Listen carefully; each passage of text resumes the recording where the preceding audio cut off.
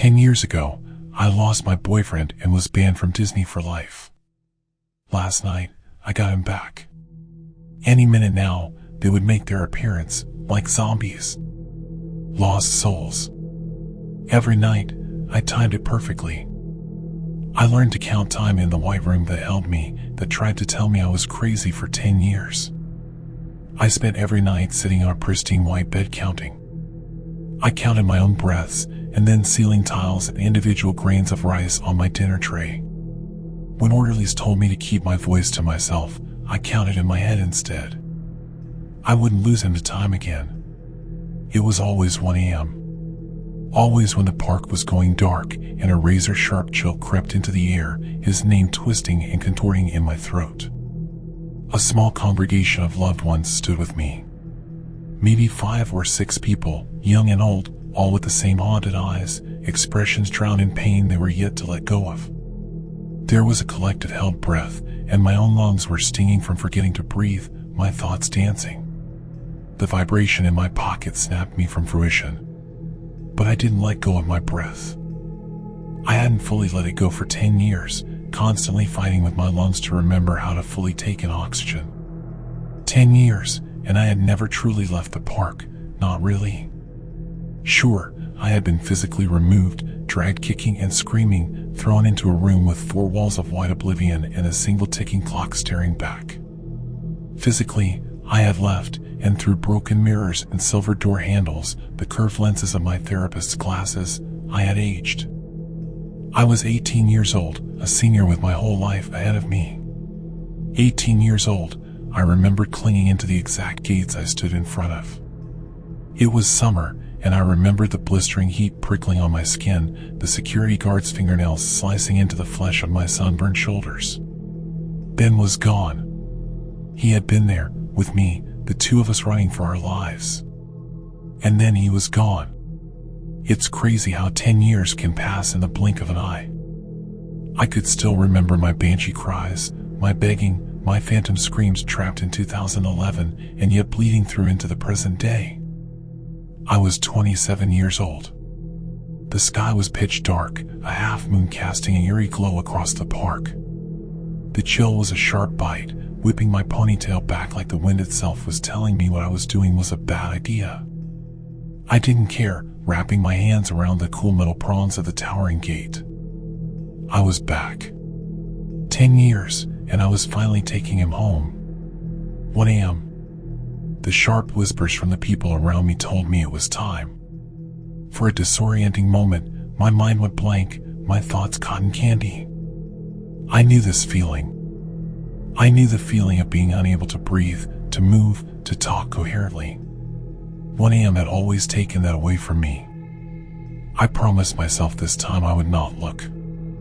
My body felt like a dead weight, and I stared at the ground, my heart galloping into my throat. I could hear their shuffling footsteps getting closer and closer, and I squeezed my eyes shut. Lucy? The soft cry turned my gut inside out. When I lifted my head, I saw them, shuffling figures, shadows stretching toward us. I recognized the one in front automatically. Beneath the pale glow of the hanging moon, Elsa looked almost ethereal. The girl's face was pale, glowing underneath the light bathing her. I should have seen Lucy. The woman calling her name was sobbing, pressing her head against the bars. But I just saw Elsa. It was almost unearthly, terrifying, how the girl resembled the Ice Princess, her iconic white blonde braid and flowing blue dress trailing behind her.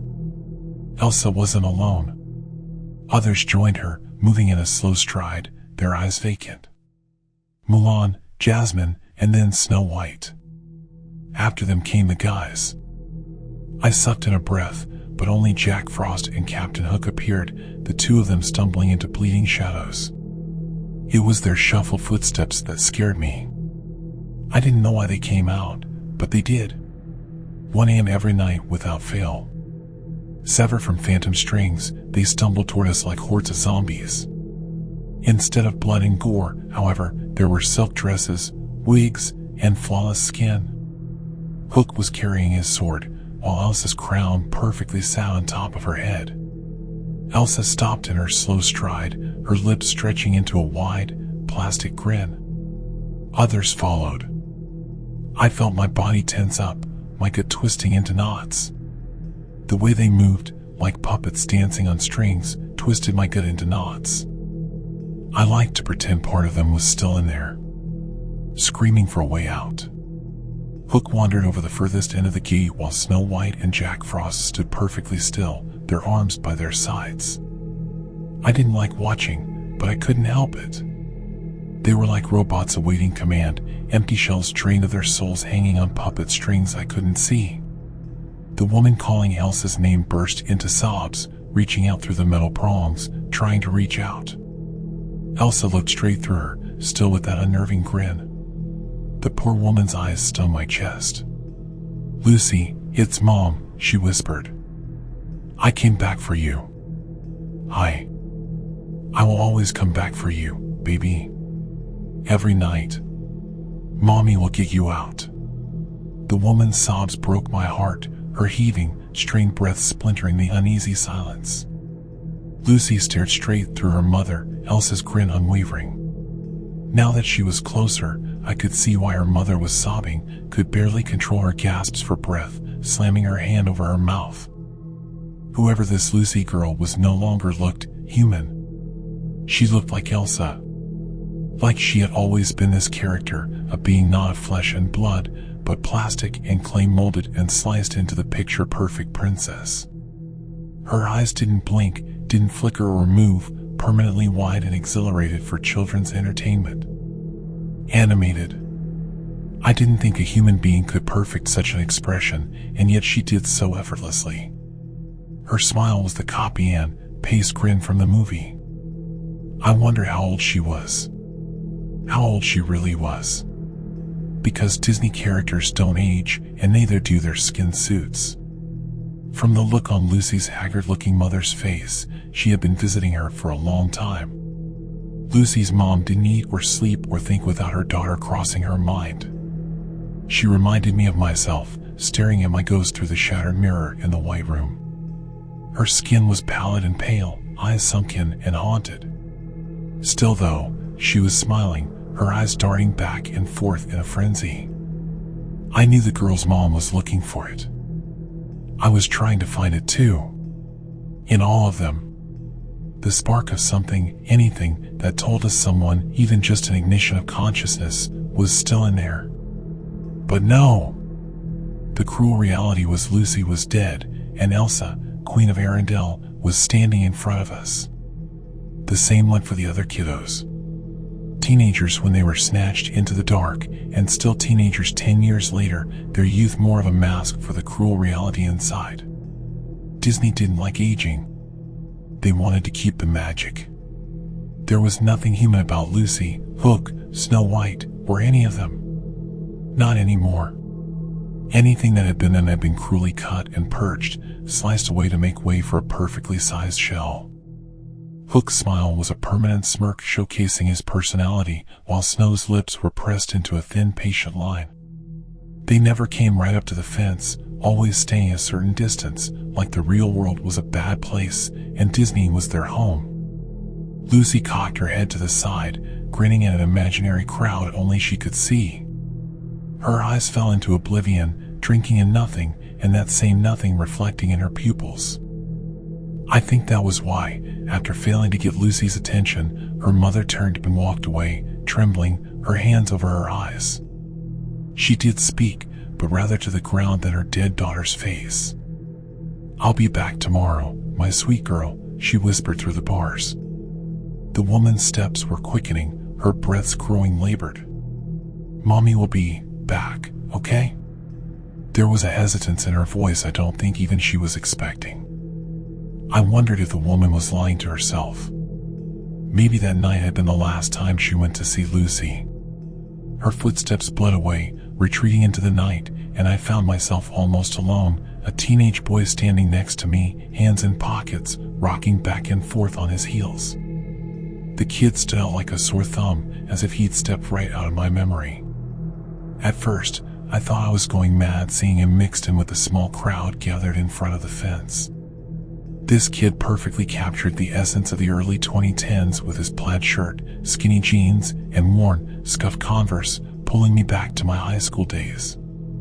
Yet, despite his outdated style, the kid's face was undeniably that of a teenager from the 2020s, odd. He would occasionally lean against the fence, his fingers clenching around the metal bars, frowning at Hook in particular. The boy didn't speak until the sobbing woman's footsteps had faded, leaving the two of us in a strangely comfortable silence. "Hey you," he finally murmured, prompting me to turn toward him. Though young, his face was overshadowed by hollow, haunted eyes that I didn't want to question. His eyes said so much and so little, and yet were somehow aged way beyond his years. His expression was mostly nonchalant, bar a curled lip. A tuft of thick brown hair peeked under a baseball cap. He cocked his head, his gaze flicking back to the characters. "Do you see Pan?" "Pan?" I said, without thinking. "Yeah. Peter Pan." I squinted into the dark. The only guys were Frost and Hook. "No." The boy sighed, tipping his head back. "Frick. This is the third night in a row I haven't seen him." I couldn't stop myself, my tongue tangled with questions. "Are you?" I hesitated. "I mean, are you here for someone?" "Sort of," he hummed. His expression flickered with intrigue, drinking me in. "So are you." I nodded, stepping away from the fence.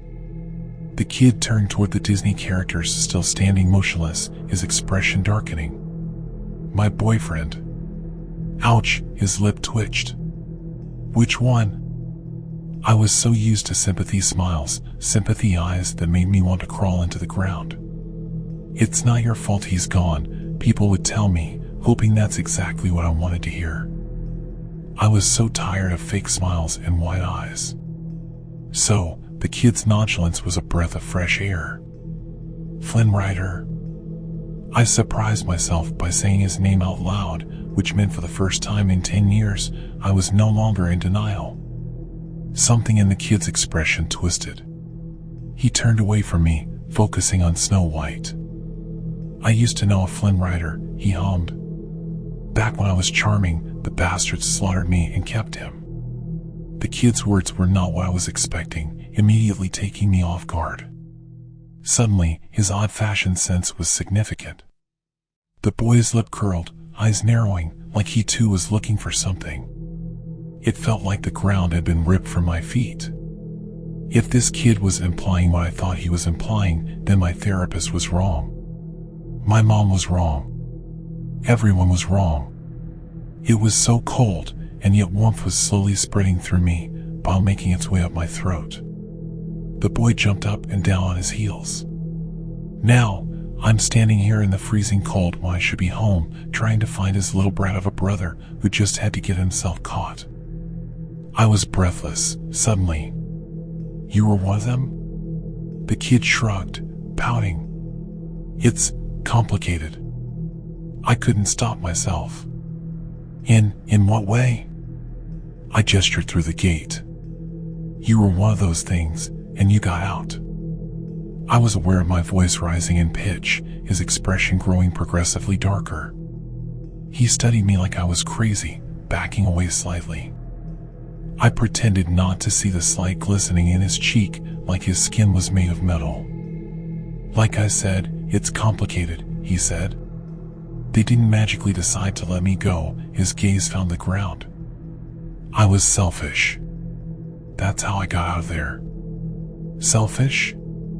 He shot me a sickly smile, and again, there was something about his face that reminded me of the other Disney characters. "Why do you think I'm here tonight?" I made that idiot a promise. I nodded, dizzily, my chest aching. "What was his name?" The kid's eyes softened. "It's not your Flynn," he said. "Trust me, they had multiple on standby," he pointed at himself. "Charmings, however?" "There was just me," the kid chuckled. Something about his voice aged him far beyond his youthful face. No kid was interested in the old princes, they wanted Flynn and Kristoff. So, they had one model. Which, yeah, that was me. I was still waiting for the name, his words going in one ear and out the other. Roman, he rolled his eyes, giving in. His name was Roman, while their Rapunzel was Maya. Roman, I thought. Not Ben. So, if this kid's friend was Flynn, then what happened to my Flynn?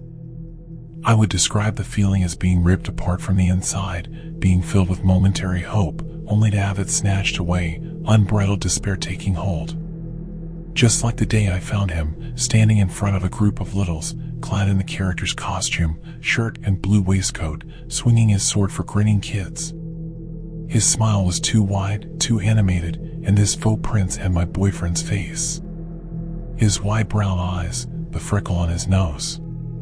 Striding over to him, I had shoved the kids out of the way. "Where have you been?" I hissed out, grabbing his arm. He was so cold. "I've been looking for you everywhere." "Where did you go?" I couldn't breathe, my heart in my throat.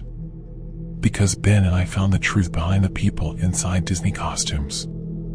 Now, he was working for them, trapped inside a trance I couldn't penetrate. Tugging at the sleeve of his costume, I tried to ignore his vacant eyes and smile that barely acknowledged me. I shoved him, and he didn't blink. Ben. I grabbed his face, cradling cheeks that were so cold, flesh that had hardened into almost a clay-like substance. When I forced him to look at me, his smile unaverted, his grinning laugh. There was something in his eyes, a flicker of light in his pupils that had hollowed out my boyfriend from the inside, wiping him away. What was left was his face. His frozen, unblinking eyes and too wide smile. When I stumbled away, security was already grabbing hold of me. I was dragged away and thrown inside a white room. I felt like I was losing Ben all over again. I could feel my knees buckling, my body was suddenly too heavy. I knew it. I had always known he was dead, just like Lucy. But I needed to see it for myself. I lost Roman and Maya, the kid continued, his eyes delving into oblivion. Then I got a second chance, and I ran, his voice broke around the words. There it was again, that break in his tone. This kid sounded way older than 18 years old. They gave me a choice. I could either be disposed of properly and ripped from this body, he gestured to himself, or turn in both brothers to the mad mouse himself, granting myself freedom and another chance. I had a hard time figuring out what he meant by this body. The kid caught my eye, lips quirking into a smile that was human, despite everything else about him being anything but. I'm Dylan, by the way. Kidnapped in 2011 and turned into a freaking doll. That explained his fashion sense. Ignoring his half-hearted salute, I focused on the boy's words. You were one of those things, and they let you go. Yep, he avoided my gaze. I was selfish. And I deserved to be freaking selfish. I deserved a second chance. This kid might have been putting on an award-winning performance, but I could see the streaks of vulnerability creasing in his eyes, his body stiffening. 10 years, he said bitterly. I was in there, and I was nothing. I couldn't think, or breathe, or taste, or smell. There was nothing, nowhere to escape, and not even a freaking body to kill to end it. He didn't look at me, his shoulders slumping. I had a chance to breathe again, to see a world that had moved on without me. I got to see my dad again, from afar, because he wouldn't believe it was me. I could see my girl, who's grown up and had 2 children with my best friend. I don't have family, anyone to come back to. But I don't care. Because I'm alive, the kid swiped at his eyes, his tone hardening. Don't tell me you wouldn't do the same, because you don't know the feeling of being nothing. Seeing nothing, hearing nothing. Just existing and waiting to fade, straightening up, he shrugged. So, yeah, I'm selfish and freaking proud. I chose my words very carefully, backing away in one single step. You're still here, I said in a breath, searching his eyes for that light, that spark of nothing that drowned Ben's. They let you go, but you're still here. Why? The guy's lip curled. I told you. I made a promise. To Roman? He nodded.